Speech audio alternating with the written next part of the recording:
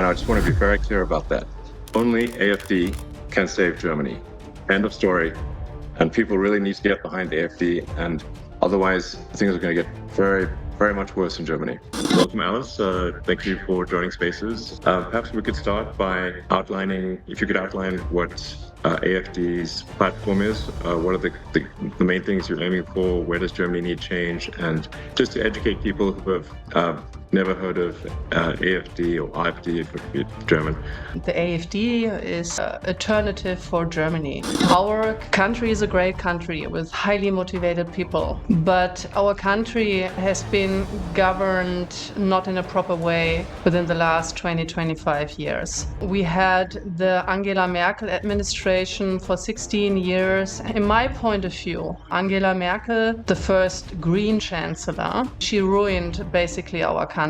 She enforced, without asking the people, she enforced to open our borders for illegal immigration in 2015. She wrecked and destroyed our backbone in terms of obnoxious energy policy. Germany is the only industrial country that unplugged the nuclear power plant. You cannot run an industrial country with just wind and solar. To summarize, the two main things that AfD is aiming for in terms of change is a sensible energy policy and sensible immigration policy.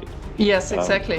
What we also stand for, since we are conservative libertarian parties, but we are extremely negatively framed as a so-called extremist party by the mainstream media, we need to reduce bureaucracy.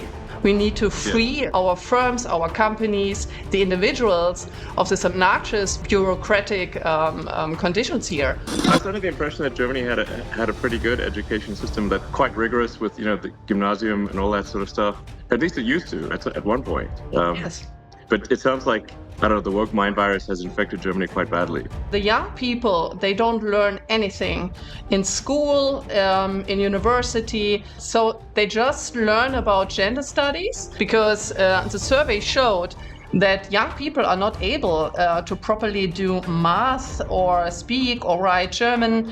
And in some states here in Germany, you have to imagine, they just abolished the writing grades in terms to get language grade, right? So you don't need to write German properly anymore because our entire educational system has been deteriorating.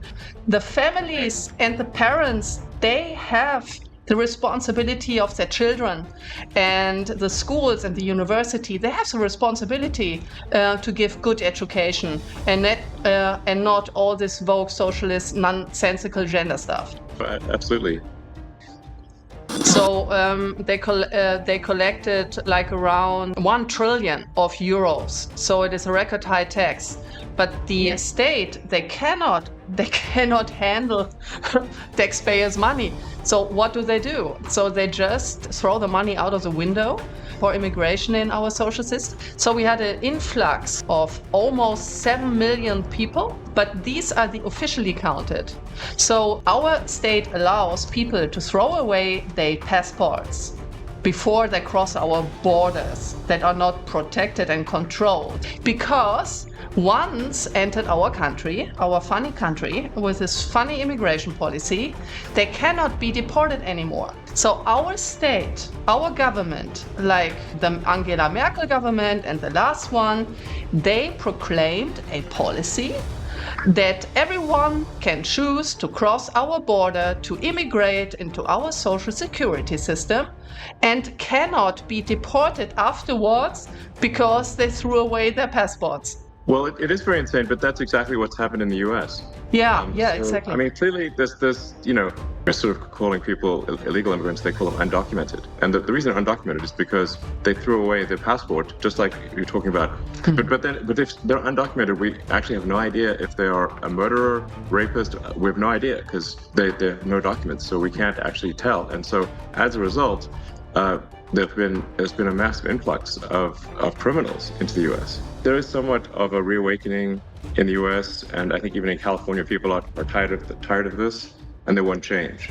Like, why did Donald Trump win? And it wasn't just a small victory. In the U.S. elections this year, President Trump won the Electoral College. He also won the popular vote, majority of the people, and the House is Republican and the Senate is Republican.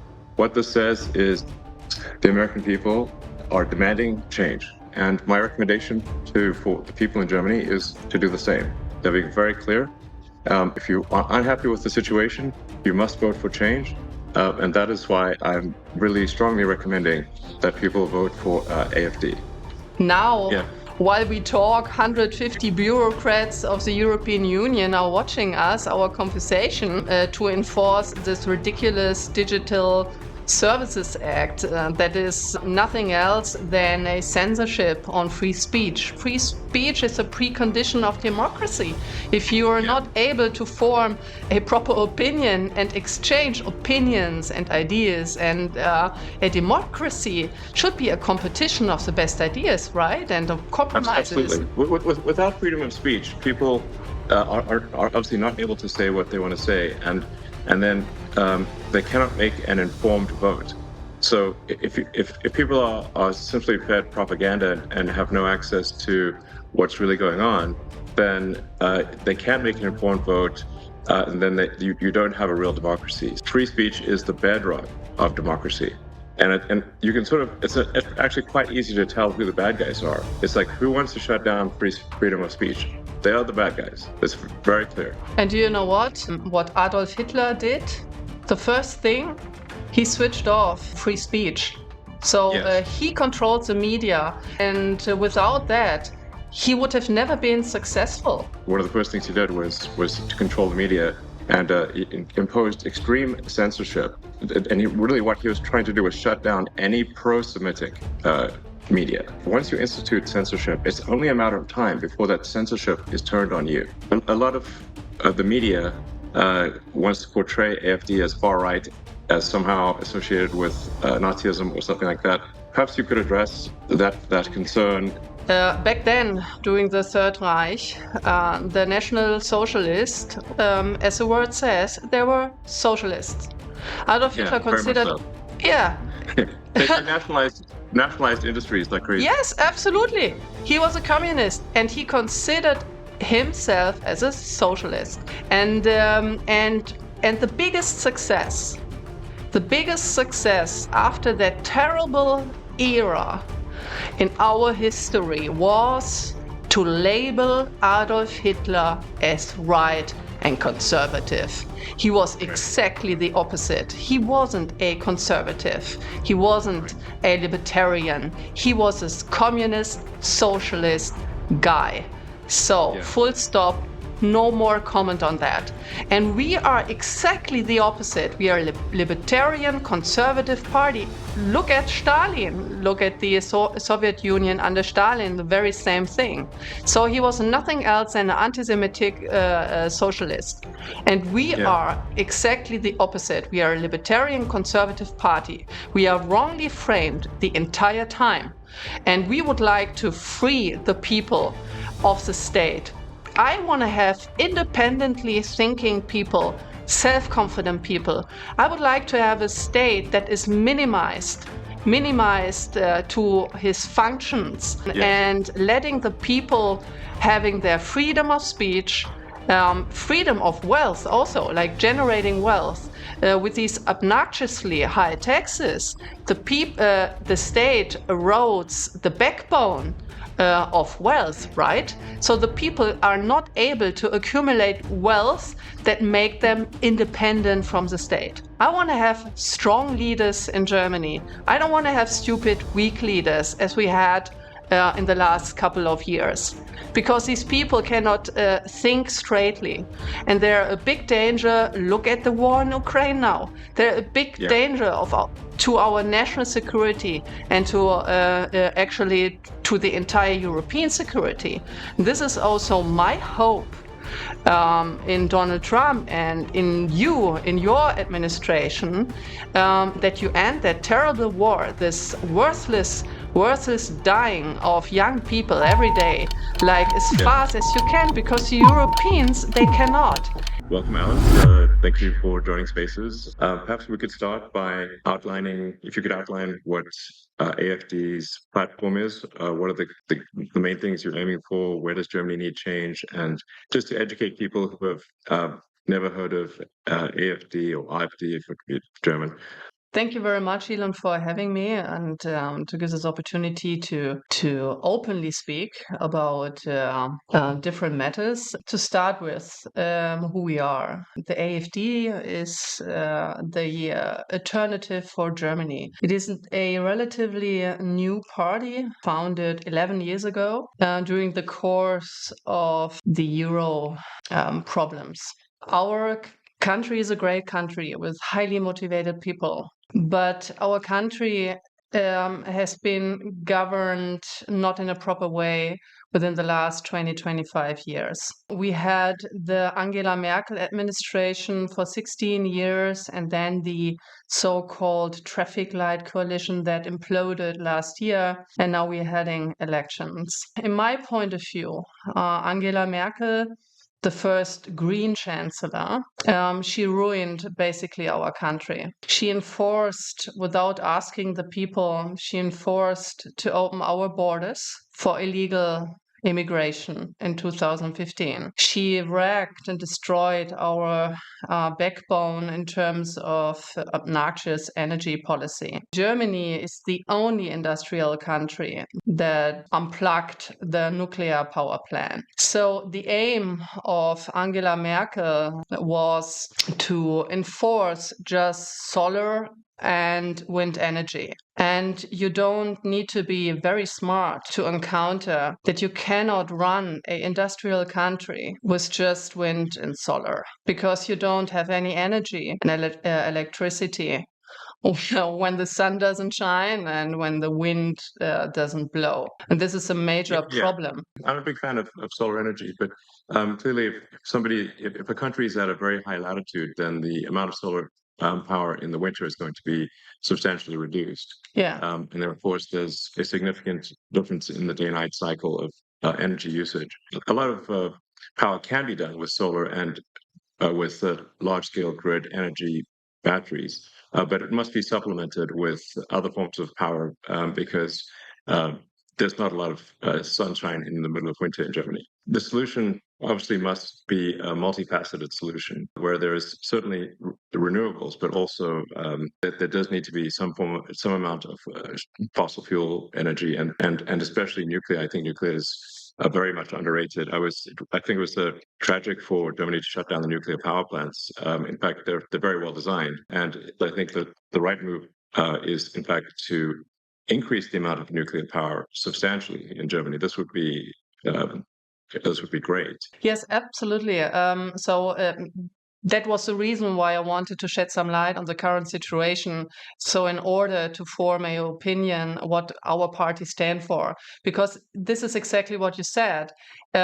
We stand for a energy supply diversification.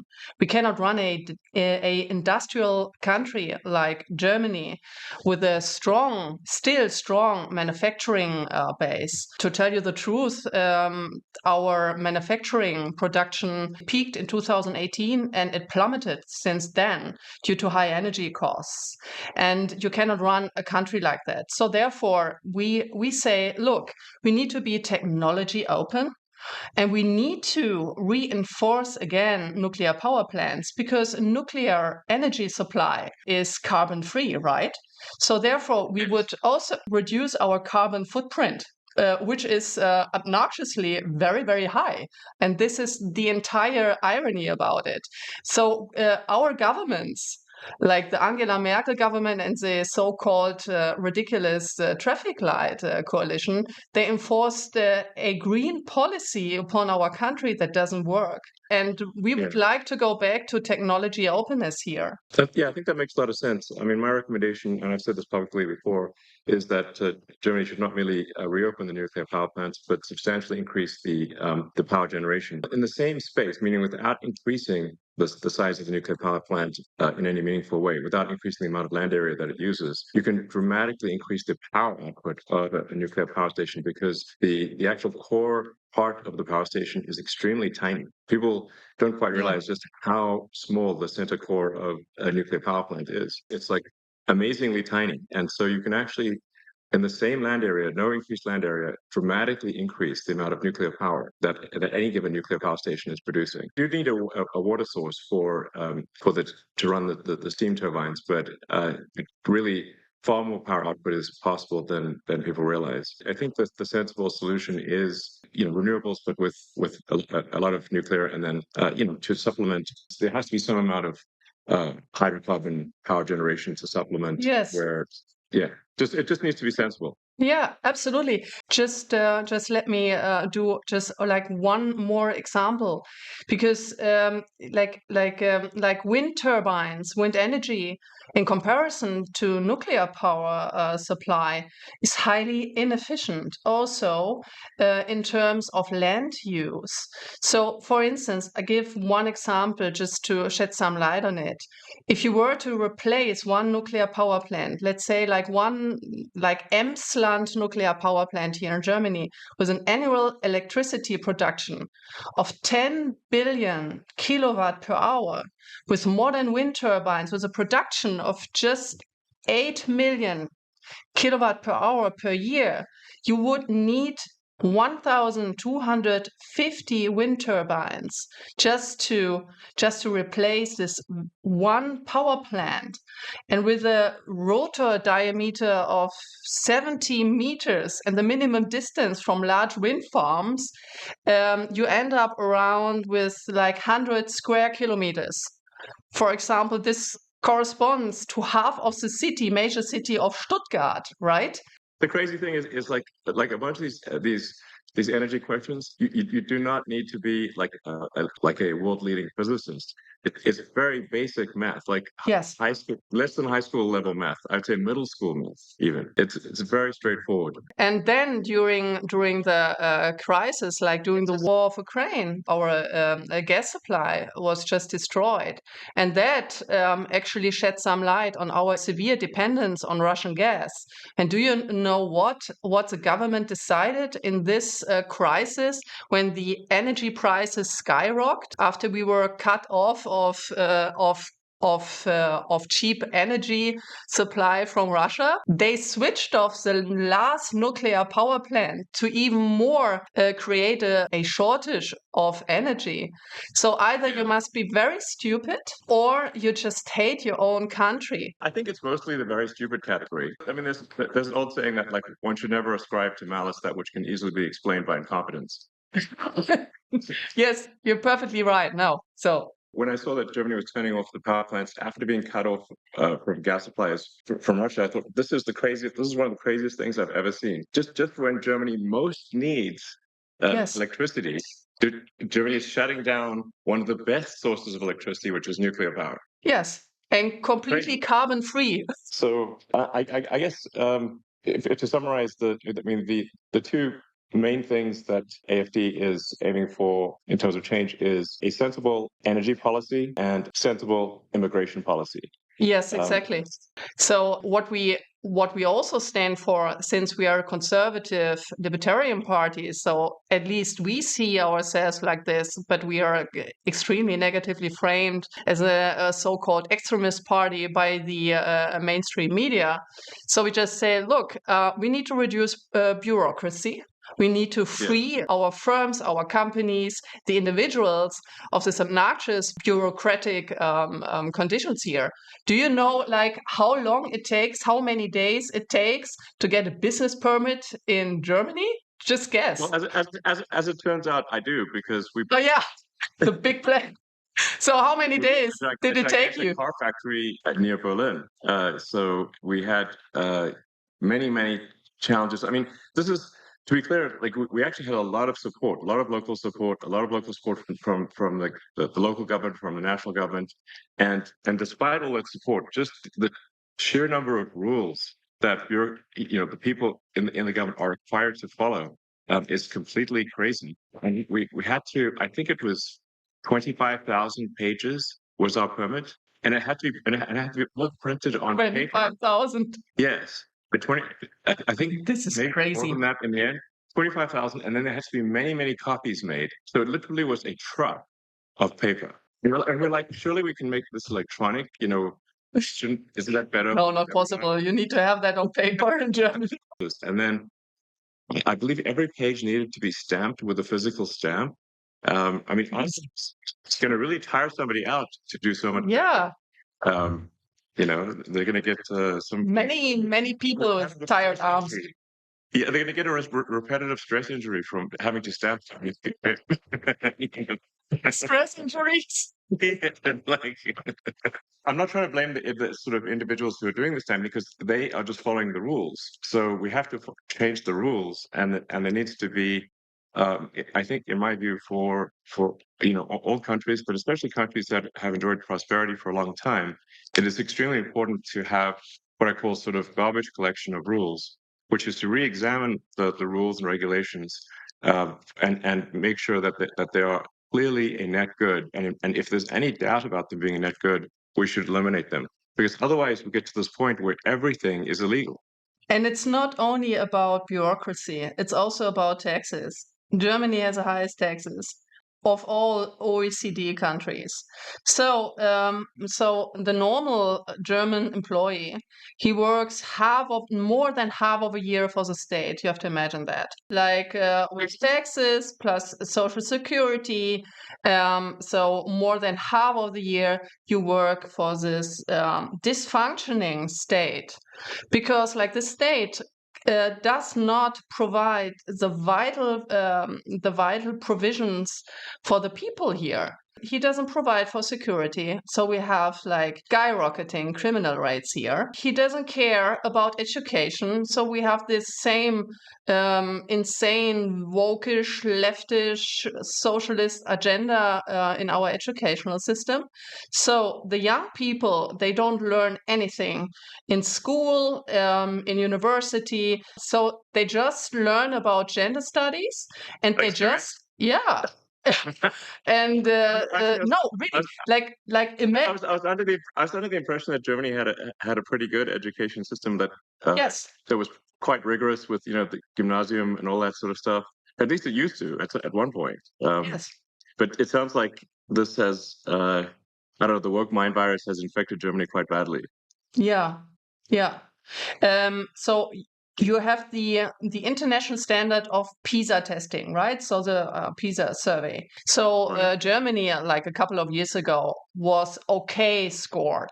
But now, so we just plummeted because the survey showed that young people are not able to properly do math or speak or write German. And in some states here in Germany, you have to imagine they just abolished the writing grades in terms to get language grade, right? So you don't need to write German properly anymore because our entire educational system has been deteriorating.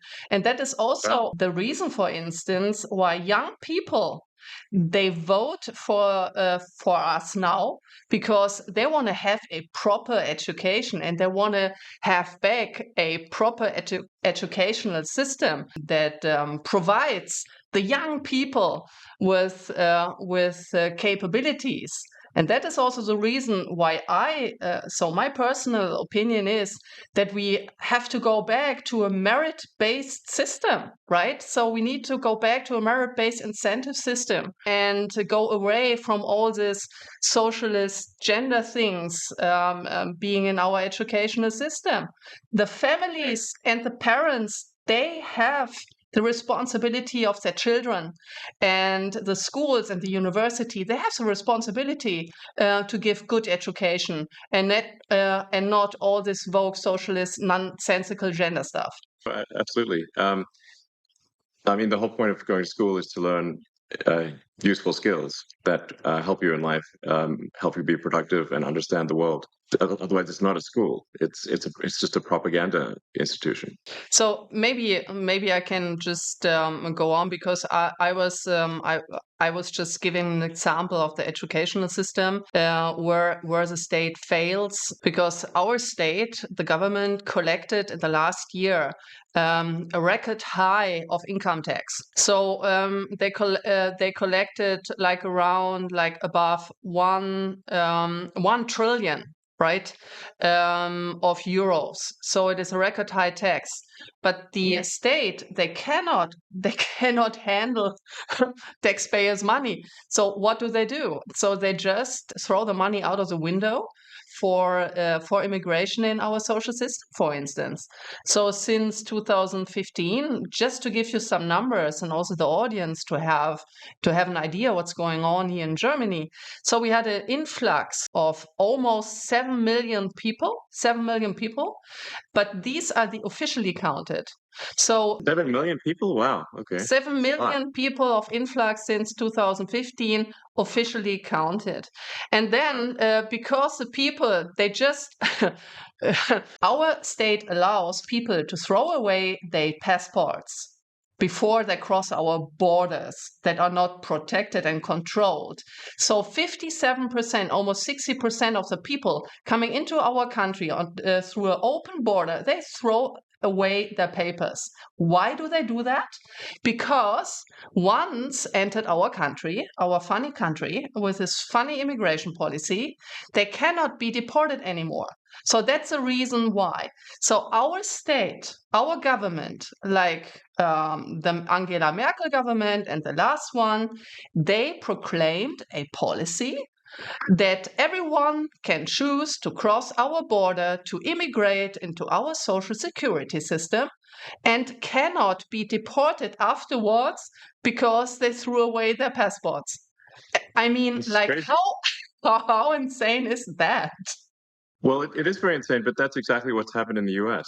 Yeah, So, I exactly. mean, clearly, there's a sort of, I don't know, a sort of far left agenda that's being pushed throughout Western civilization, any place they can go, because the exact same thing was done in the U.S., where and now they're sort of calling people illegal immigrants. They call them undocumented, and the reason they're undocumented is because they threw away their passport, just like you're talking about on the Mexican side of the border in the U.S. There's a giant pile of discarded passports and driver's licenses, like a huge pile. Unbelievable. Because it's actually worse to come in with a passport than to come in with nothing. And then, just like in Germany, the Democratic government then gives massive amounts of money and support to what they call undocumented. But if they're undocumented, we actually have no idea if they are a murderer, rapist. We have no idea because they have no documents, so we can't actually tell. And so, as a result, there's been a massive influx of criminals into the U.S. I mean, I'm wondering what's taking criminals so long to come here. I mean, I mean, America's a target-rich environment. It's in America. It's so easy to steal things in these wealthy neighborhoods. It's like the only thing that is going to slow down how much you can steal is if your back hurts from carrying out all the goods. You know, it's like because you're just like you're not a robber. You're just a moving company. It seems like all the world's criminals just come to America on that basis because it's a it's much easier to be a career criminal in America than it is in other countries where there's not that much to steal. Yeah. May I ask a question on that? Of So course. I read that, for instance, in California, by the way, I'm very sorry what's happening there. It's terrible. It's really terrible to Yeah. see. In the case of California, that they just lifted the prosecution of theft because you have so many cases of theft. Is it true? Yes. The de facto situation in California is that theft is almost never prosecuted. It's My maybe goodness. one or two, maybe 1% of the time is theft prosecuted, and even when it is prosecuted, the criminals are let out on bail immediately. So basically, theft is legal in California. It's crazy. It's crazy. Yeah. Now, there was recently a referendum in California to make stealing illegal again because it was actually literally legal to steal anything under $1,000. which means people could just walk into a store Yeah. at $1,000 at a time and take out anything they want. And if the storekeeper stopped them, the storekeeper would be arrested. So this is literally like the Joker and Batman. It's like the criminals, you know, are in charge, and the honest citizens are arrested. It's just completely insane. Like I said, the people in California did vote overwhelmingly to make theft illegal again. But astonishingly, the governor of California, Governor Newsom, he was against the making theft illegal. But what they're going to do is, even though it is technically illegal again, they the sort of far left will refuse to enforce it. So Unbelievable. because you really need two things for something to work, for laws to work. You need both the law and you need enforcement of the law. Is that you don't actually need to change the law; you just need to stop enforcement of the law, and that does the trick. There is somewhat of a reawakening in the U.S. and I think even in California, people are tired of this and they want change. Like why did Donald Trump win? And it wasn't just a small victory. In the U.S. elections this year, uh, President Trump won the Electoral College. He also won the popular vote, majority of the people, and the House is Republican and the Senate is Republican. What this says is the American people are demanding change. They're being very clear. And my recommendation for the people in Germany is to do the same. If you are unhappy with the situation, you must vote for change, and that is why I'm really strongly recommending that people vote for AfD. That's my strong recommendation, and I think this is simply the sensible move. Uh, and I think Alice Beadle is a very reasonable person, and hopefully people can tell just from this conversation, like nothing outrageous is being proposed, just common sense. In fact, as I've said publicly, I think only AfD can save Germany, and I just want to be very clear about that. Only AfD can save Germany. End of story. And people really need to get behind the AfD, and otherwise things are going to get very, very much worse in Germany. Yes, because you rightly said there is a difference of making a law and then enforcing it. So now we have the situation in Germany where you have, on the one hand, you have the AfD, and on the other hand, what's so-called the uni party, right? The uni Yeah. party consisting of all the others, because they stick together, and no matter what they say, they're not able to implement, to enforce the promises they're doing in every election, especially the Angela Merkel party. Do you know that the chancellor candidate, so my running mate of the Christ Democratic Party, that it's wrongly labeled, for instance, by The Economist as a center-right party. So in my opinion, it's a leftish Green party. But anyway, Angela Merkel was the first Green chancellor we had here. So what he did is that he, by the way, just talking about interference. So I just look it up here. He called your interest in German politics, pushy and presumptuous. And What did you say about George Soros? yeah, exactly. And Bill Gates. So Yeah, that Bill was Gates, not a exactly. problem. When Yeah. Bill Gates actually tried to sell his mRNA vaccination and not mentioning all the huge side effects on people's health, and no one takes responsibility about that, and the entire bluff and scam of wearing a mask, right? So Yes. it's unbelievable. And also, that candidate of the Christ Democrats, like Friedrich Merz, he warned the world about the consequences of voting for Donald Trump in October last year. So, Right. so far for like foreign interferences, right? So it's Exactly. unbelievable. It's really unbelievable, like how Donald Trump was treated by German media and German politicians during his election campaign. It was unbelievable. And I mentioned that before in a Bloomberg interview. It created, for me, it created physical pain to see that, how he was disparaged, like, and his entire family. So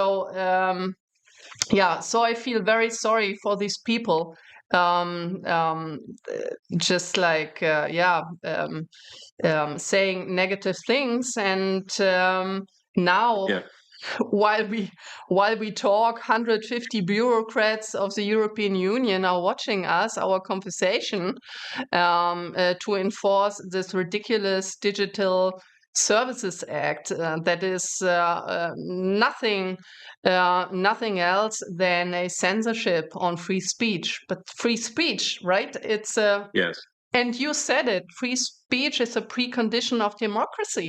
If you are Yeah. not able to form a proper opinion and exchange opinions and ideas, and a democracy should be a competition of the best ideas, right? And of compromises. Absolutely.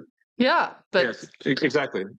Without freedom of speech, people are obviously not able to say what they want to say, and then they cannot make an informed vote. So if people are simply fed propaganda and have no access to what's really going on, then they can't make an informed vote, and then you don't have a real democracy. So that's why I say, free speech is the bedrock of democracy. There must be free speech in order for people to make an informed vote. So that's essential. And you can sort of it's actually quite easy to tell who the bad guys are. It's like, who wants to shut down freedom of speech? They are the bad guys. It's very clear. yes. And do you know what? What Adolf Hitler did? The first thing, he switched off free speech. So Yes. he controlled the media, and without that, he would have never been successful. Never Yes. been Exactly. successful. One of the first things he did was to control the media, and imposed extreme censorship. And what he was trying to do was shut down any pro-Semitic media. Anything pro-Semitic or any defense of the Jewish people was shut down. For those who want censorship, I think they should be careful what they ask for, because Yes. once you institute censorship, it's only a matter of time before that censorship is turned on you, and eventually they will censor you, and that's the danger. Because people love to censor things they don't agree with, but they don't realize that one day that censorship is going to be turned on them. Absolutely. So, yeah, a lot of the media wants to portray AfD as far right, as somehow associated with Nazism or something like that. Perhaps you could address that concern, because people, when they hear sort of right wing in Germany, they naturally have a bit of a negative reaction. Yes, thank you. Thank you for the question. First of all, I would like to, since I'm a economist, I would like to shed some light on the idea, when we talk about Hitler, on the idea of the National Socialists. Back then, during the Third Reich, the National Socialists, as the word says, they were socialists. Adolf Yeah, Hitler very much considered, so. yeah, They nationalized industries like crazy. yes, absolutely. He was a communist, and he considered himself as a socialist. So what they did, they state funded then the private companies, and then they asked for taxes, huge taxes, and then also wait a second, I need to ask the word now, verstaatlichen. Nationalists. Yeah, nationalize the entire industry. Yeah, you Yeah. said that before, and the biggest success after that terrible era in our history was to label Adolf Hitler as right and conservative. He was Right. exactly the opposite. He wasn't a conservative. He wasn't a libertarian. He was a communist, socialist guy. So, Yeah. full stop. No more comment on that. And we are exactly the opposite. We are a libertarian, conservative party. and see, look at this during during the discussion of this terrible Hamas attack on Israel. So only the leftish Palestinians, they criticize the policies here. So you have a deeply vested anti-Semitism within the leftish movement, and it was always that case. Why? And Adolf Hitler, he also played with that. He played with the envy of people. Jewish people have been highly educated, very cultivated, and they were successful. There were wealthy people back in Germany then. And then he enforced the envy of the population against these people. And it was a socialist measure taken against them. Look at Stalin. Look at the Soviet Union under Stalin, the very same thing. So he was nothing else than an anti-Semitic socialist. And we are exactly the opposite. We are a libertarian conservative party. We are wrongly framed the entire time. And we would like to free the people of the state. I want to have independently thinking people, self-confident people. I would like to have a state that is minimized to his functions, and letting the people having their freedom of speech, freedom of wealth also, like generating wealth. With these obnoxiously high taxes, the state erodes the backbone of wealth, right? So the people are not able to accumulate wealth that make them independent from the state. So I would like to have independently thinking, well-educated people who have the freedom to form their own opinion. I want to have strong leaders in Germany. I don't want to have stupid, weak leaders as we had in the last couple of years, because these people cannot think straightly. And they're a big danger. Look at the war in Ukraine now. They're a big danger to our national security and to actually to the entire European security. This is also my hope in Donald Trump and in your administration, that you end that terrible war, this worthless dying of young people every day, like as fast as you can, because the Europeans, they cannot. They actually given up on everything, like on a good military, on a good negotiation power. They completely depend on the US in the sense of, the USA need to do the entire job. We don't need to do anything. We just escalate the entire conflict against Russia.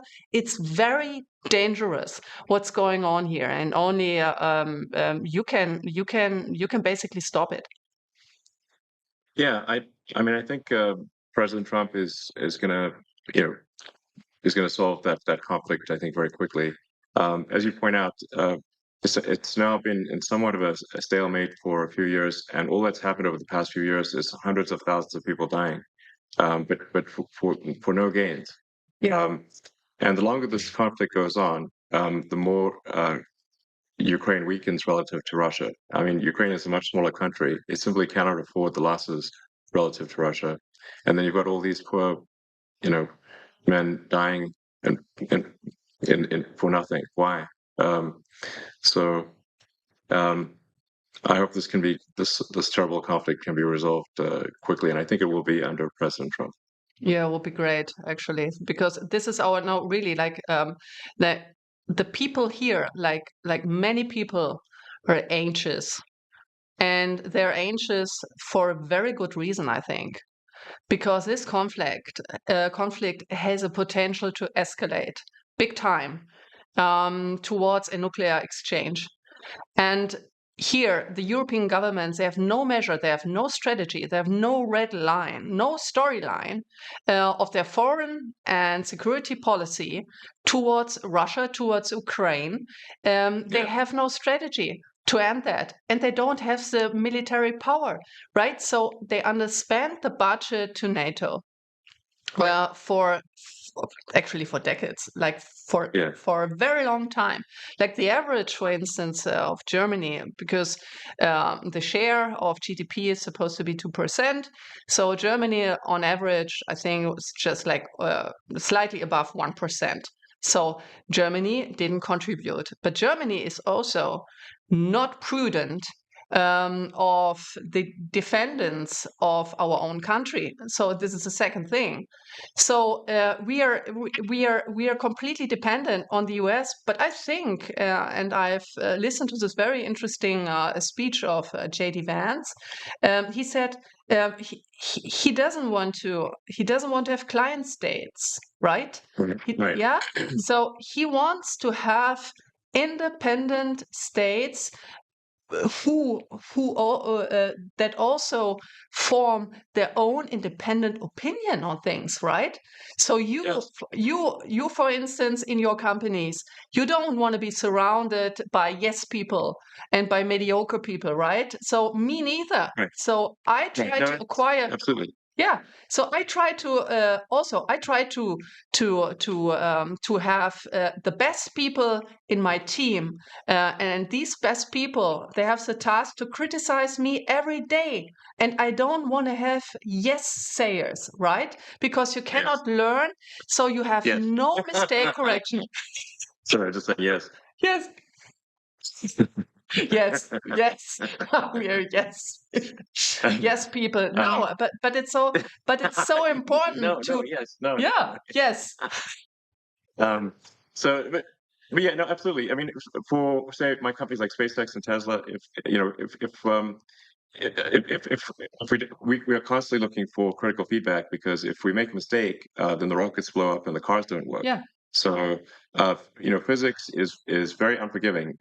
There's, I say, like, really, physics is the law, and everything else is a recommendation, because I've seen people break every kind of law, but I haven't seen them break physics. And so, if you don't get the design of the rocket and the operation of the rocket exactly right, and if even one thing is wrong, the rocket explodes. yeah, So, that's why I'm a strong believer in seeking critical feedback. And in fact, I think critical feedback should be viewed as a gift. yes, absolutely, Yeah, yes. yes. So No. But just to continue on that topic. So if you don't have that feedback loop, so your rocket may explode, right? But here in this critical phase of this terrible war in the Ukraine, many people may die due to these stupid policies that have been many made. people have died. Yeah, indeed. Yeah, Well, I mean, let's touch on some maybe potential what people may view as hot button issues. Like, sure. what are your views on Israel? Oh, very complicated. The Okay, more, well, no, we have no, time. really, like the more I read about the Middle East and the situation in Israel, the more complicated it gets. And Yes. to be honest, I wanted to ask you about a potential solution because, to be honest, like in my humble opinion, I don't see a a solution. So maybe Israel have to find some alliances with the Sunni states, maybe if possible, and yeah. To be honest, from my point of view, like from my perspective, it's a very complicated situation, and I don't I'm not this person, I'm not a politician.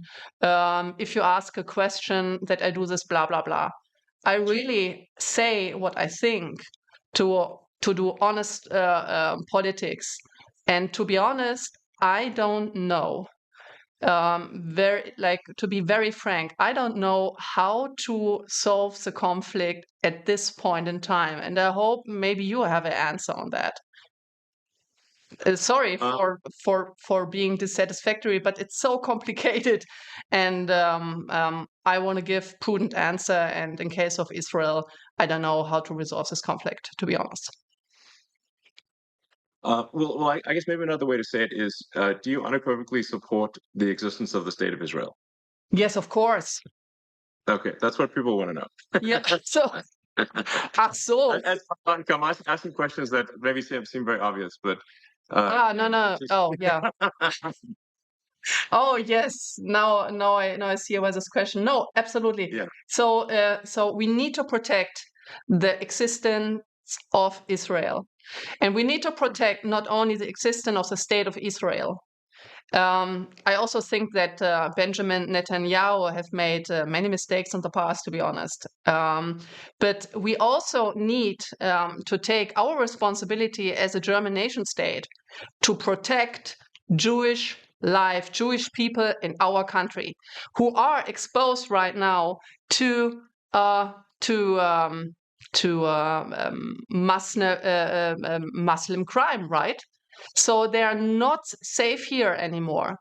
So I don't know if you saw some videos here of the streets of Berlin. I'm right now in my office in Berlin, but like with all these demonstrations of the Palestinians here, well, a Jew could not walk through the street anymore, right? And we have a huge potential of anti-Semitic crime against the Jewish people. And to be very frank here, the AfD is the only protector, and I'm saying that like very frankly. The Alternative für Deutschland, the AfD, can only be the only protector of the Jewish people within here in Germany, because the Uni-Party, all other parties, they did exactly the opposite. They let like millions of people in.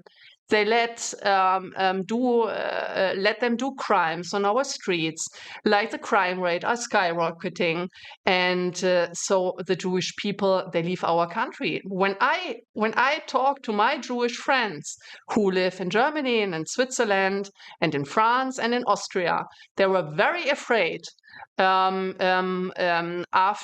the Hamas attack on the 7th of October, because they were afraid that they would likely to be attacked by Palestinians, by Hamas supporters, or by the Antifa, or by the leftist terrorists. I don't know, but they were very afraid, very sensitive on going on the streets. And we step up for these people, even though the opposite in the mainstream media, the opposite is claimed. But yes, this no, is absolutely, not absolutely. true. It's just a lie about our party. Yes, I think that's what I wanted to just make it clear that the AfD is being massively misrepresented, especially in the Western media. Um, so yeah, and you know, no, obviously, I very much support the state of Israel, but I mean, I also believe that we want to be mindful and have empathy for civilians who are dying as well. The Sure. when I've had conversations with Prime Minister Netanyahu, and I think we largely agreed. I mean, so there's three steps, which is like there's no choice but to um, eliminate those who wish to eliminate the state of Israel. Hamas essentially. But then and then the second step is to fix the education so that people, the Palestinians, are not trained from when they are children to hate and want the death of Israel. So you've got to fix the education system, and then the third thing, which is also very important, is to make the Palestinian areas prosperous. This Yes. third step is very important, um, and this is maybe the hardest step, which is but you have to have that third step. You have to bring prosperity. You have to help rebuild, and you have to bring prosperity. And I've had this conversation with many people in Israel. I said that third step is essential. Um, True. and they've asked me, well, when has this worked? And I'm like, well, I'll give you a very big example. Um, after World War One, the Treaty of Versailles was extremely unfair to Germany, and it created a massive amount of resentment. And the Treaty of Versailles laid the foundation with its extreme reparations um, laid the foundation for World War II. Without the Treaty of Versailles, Hitler would not have succeeded. Yes, true. And yes, and then, but if you look at so then the lesson was learned. So then after World War II, when Germany and Japan were defeated, uh, the U.S. actually helped rebuild Japan and Germany, providing financial support to rebuild Japan and Germany, and now Japan and Germany are allies. And this is a very important and fundamental lesson of history. Yes, you're absolutely right. When after the Hamas attack, um, I just opened Google Maps to have a look. Okay, what is the geographic situation there? And when you see the Gaza Strip, right? It's a Gaza Strip which is just locked in, with no resources and not even water supplies. So there can be cut off a water supply and other supplies, just like instantaneously. And this construction also, like just having a look, like from a geographic perspective, you don't need to be very smart that this is not going to work out. And to make this area wealthy with specific measure being taken, it's a very vital first step. True. Yeah, I think it's essential, and it requires overriding the natural human instinct for reciprocity, which is that to basically an eye for an eye. But the problem with that, an eye for an eye, is that if you keep doing that, an eye for an eye, as the saying goes, an eye for an eye makes everyone blind. That's why I think there's great wisdom to forgiveness. Yeah. You need both strength and forgiveness. But this is the only way to stop the endless cycle of violence. It's a very nice sentence. Like the eye for an eye makes everyone blind. Yeah, exactly. So, so hopefully that can be the future. That's the best future I can think of. I think there's not some other future that works. So. So how about, may I ask you another question? Because we just jumped topics. What is your point of view? We stopped that your administration will end the war in Ukraine very swiftly. But what is your perspective on the instruments and measures that could be taken? So, would you like to talk about it? Can you talk about it a little bit? So, what we could expect? Yeah. Well, this to be clear, I mean this is up to President Trump. He is the commander in chief, and so it's really uh, you know up to him. So I don't want to speak for him. So, but Okay. I do think that there is a path here to a resolution, and but it does require strong leadership in the United States in order to get this done. Yeah. So yeah, but I'm confident that it can be done.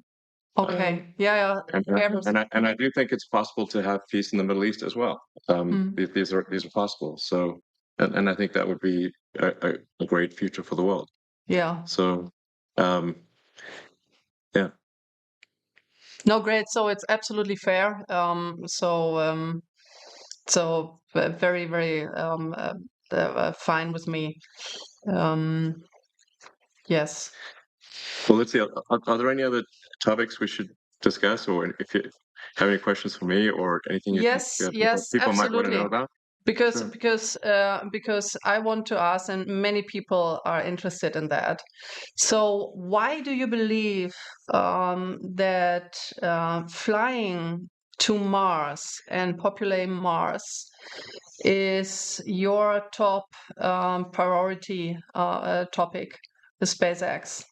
And when do you think, when will you be ready to have a human expedition to Mars? If you allow, if I may ask this question, because everyone is interested. So these are great projects, right? Yeah. Well, I mean, I think at a very high level, I think sort of like what set of actions um, are going to lead to the long-term prosperity of civilization. You know, the sort of a growth in the scale and scope of consciousness. Um, you know, the to the best of our knowledge, there we are the only place with life, or certainly the only place with life that is intelligent in some form. You know, a lot of people think, oh, there must be aliens, but I've not seen any evidence of aliens. Um, and if the archaeological records are correct, you know, Earth is 4.5 billion years old, but civilization, as measured from the first writing, is only about 5,000 years old, which is about 1 millionth of Earth's existence. So all of human civilization is a tiny flash in the pan so far. Uh, and so we have to say, well, what steps can we take to ensure the long-term survival uh, of life as we know it, of consciousness? And if we are a multi-planet species, the probable lifespan of consciousness is dramatically greater than if we are a single planet species. Um, this is not to say that I think that Earth is about to die or anything like that, but there is some risk. You know, Mhm. if there is a global thermonuclear war or some extreme natural event like a giant, you know, meteor that hits the Earth that causes a mass extinction event. I mean, if we look at the fossil record, Yeah. there are at least five extreme mass extinction events that would have just basically extinction events that would have destroyed all of humanity completely. Um, there's five of them at least, and so I think if we should take this opportunity today, because for the first time in the 4.5 billion year history of Earth, it is possible to extend life and to extend consciousness beyond Earth. And that window of opportunity may be open for a short time, or it may be open Mhm. for a long time. But just in case it is open for a short time, we must take advantage of this window and as quickly as possible become a multi-planet species Mhm. and ensure the long-term survival of civilization. So what is your time frame um, for a Well, expedition, like for the first human expedition? Well, yeah. So to be clear, what matters is not so much the sort of flags and footprints, but the establishment of a self-sustaining city on Mars, where the critical threshold is where the city can grow independent of Earth. Meaning, if the resupply ships from Earth stop coming for any reason, that uh, the Mars colony does not die out. That's if we are able to reach that point, then we have passed one of the very important and fundamental Fermi great filters.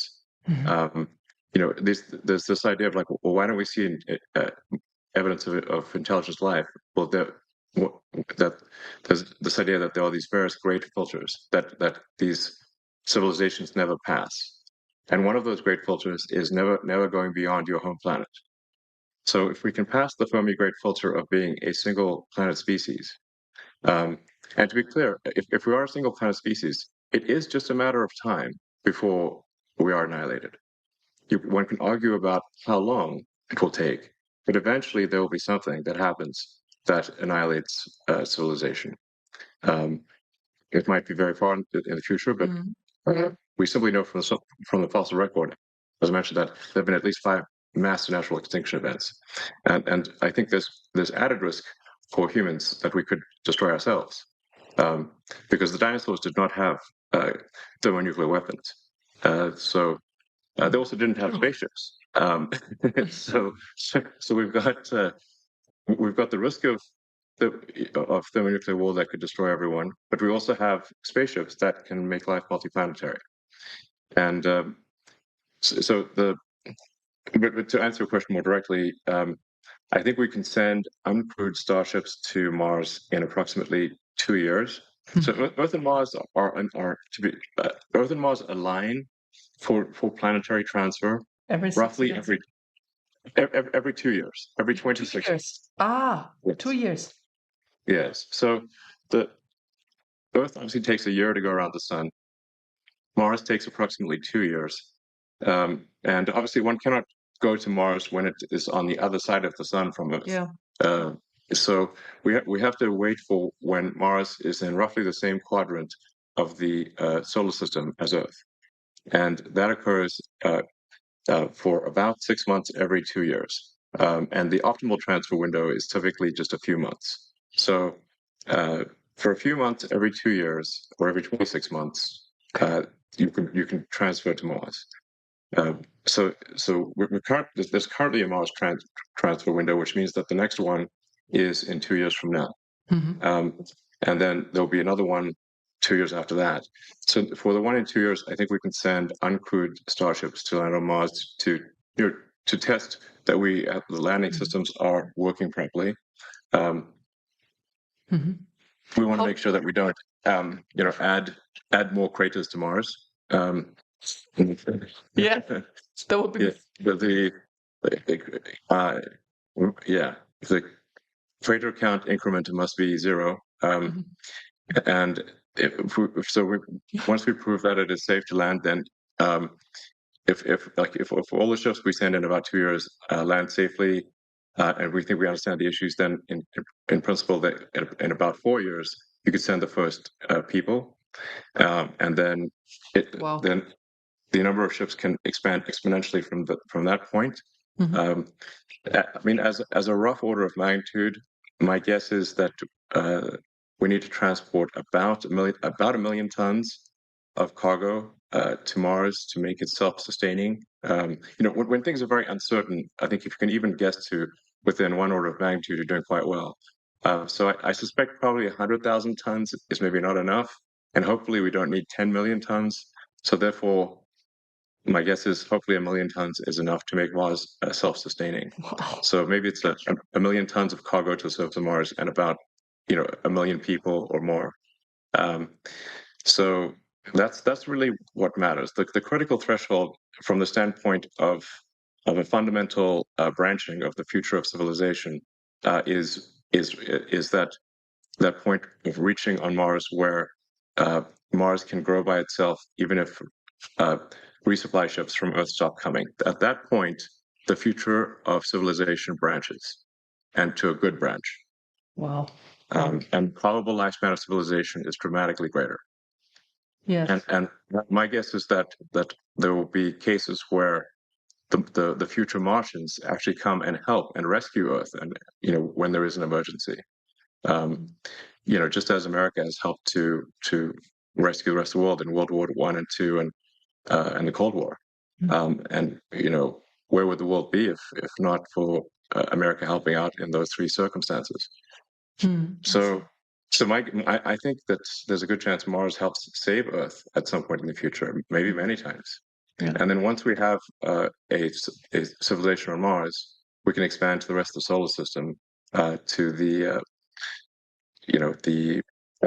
larger asteroids like Ceres, maybe to the moons of Jupiter and Saturn and beyond, at least through the rest of the solar system. And then, and then we go from being hopefully a multi-planet civilization to, at some point, a multi-stellar civilization, and we're out there among the stars. And then we can try to find out what is the nature of the universe.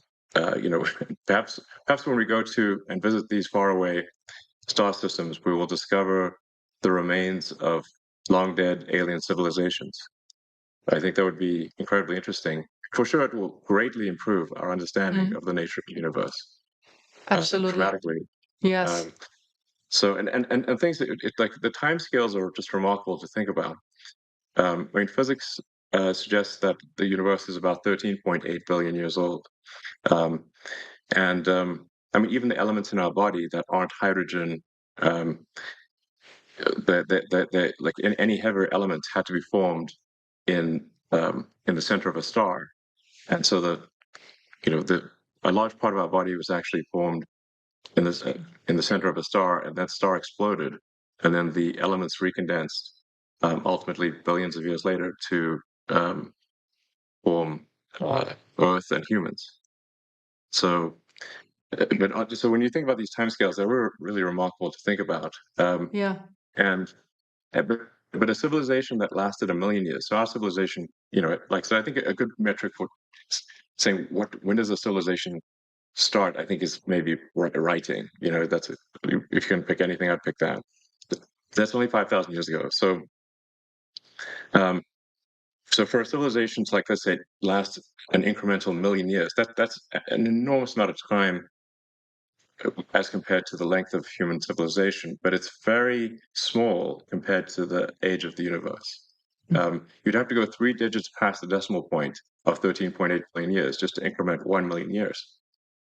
Mhm. So, so I think we may find when we go out there and explore these star systems that there were alien civilizations. Maybe they lasted for millions of years, much longer than we've lasted. Mhm. Um, and I think any civilization that can last a million years is going to be in the Hall of Fame. This is an incredibly long time.